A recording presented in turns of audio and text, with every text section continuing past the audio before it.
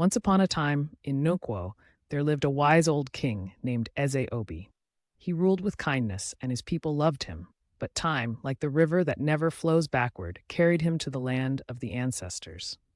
Before his journey, he made a will, written on fresh palm leaves and sealed with red earth, declaring that his last-born son, Chike, would be the next king. This did not sit well with his brothers, Okonkwo the strong, Dike the proud, Emeka the clever, and Nnamdi the loud. They grumbled like thunder in the dry season. "How can a small boy rule us?" Okonkwo boomed, flexing his muscles. "By our tradition, the eldest should be king," but the village elders, with their white beards and knowing eyes, shook their heads. "The king's word is final," said Elder Agwu. "Chike shall be crowned." On the day of the coronation, as the drums beat and the women ululated, something strange happened.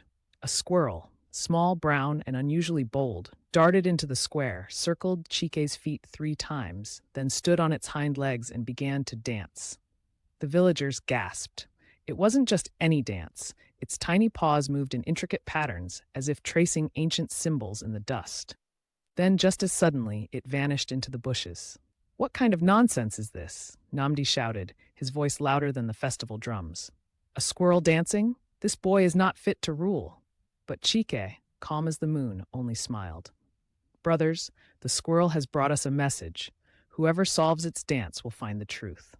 That night, under a sky sprinkled with stars, the brothers gathered in secret. "We must outsmart Chike," Emeka whispered. "If we discover the meaning of the squirrel's dance, we can prove he is a fraud."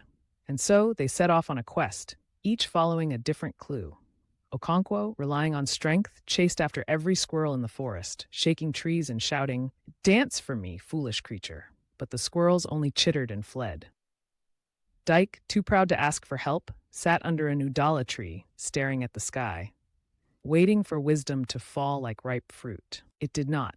Meanwhile, Chike visited the oldest woman in the village, Mama Neka, whose wrinkles held more stories than the Niger River held water. "Mama," he said, "what does the squirrel's dance mean?" She chuckled, her voice like dry leaves. "Ah, my king, the squirrel was not dancing. It was running from something and leading you to something." The next morning, a strange fog rolled into Nkwo, thick as freshly pounded yam. From within the mist came laughter, high, playful, and eerie. The villagers huddled close, their hearts pounding. Then, from the fog stepped 5 figures, each wearing masks made of calabash, their bodies painted in stripes of red and white. They moved in perfect sync, their feet gliding over the earth like spirits. "The Squirrel Soup Dance," cried Elder Agwu. "It has not been seen in 100 years." The masked dancers whirled, their steps matching the squirrel's mysterious movements. One by one, Chike's brothers tried to join the dance, but each stumbled, confused. Only Chike moved with them, as if he knew the rhythm in his blood. As the dance reached its peak, the lead dancer removed his mask. It was the face of Eze-Obi, the late king. The villagers fell to their knees. "My sons," the spirit said, "the throne belongs to Chike not because he is the wisest, but because he listens to the earth, to the ancestors, and even to squirrels." Okonkwo bowed his head. Dike's pride melted like morning dew. Emeka grinned, finally understanding. And Nnamdi? Well, he was too shocked to speak for once. From that day on, Nkwo prospered under Chike's rule.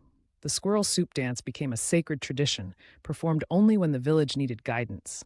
And as for the brothers, they became Chike's fiercest protectors, though they still argued, loudly, about who had been the most foolish.